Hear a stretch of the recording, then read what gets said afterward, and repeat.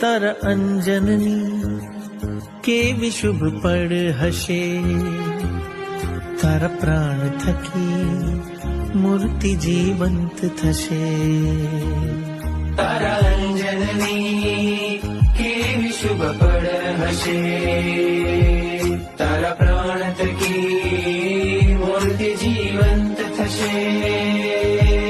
રાજપ્રિય બની જાશે તું એક જ રાતમાં, રાજપ્રિય બની જાશે તું એક જ રાતમાં. પરમાત્મા બની જાશે મારો આત્મા.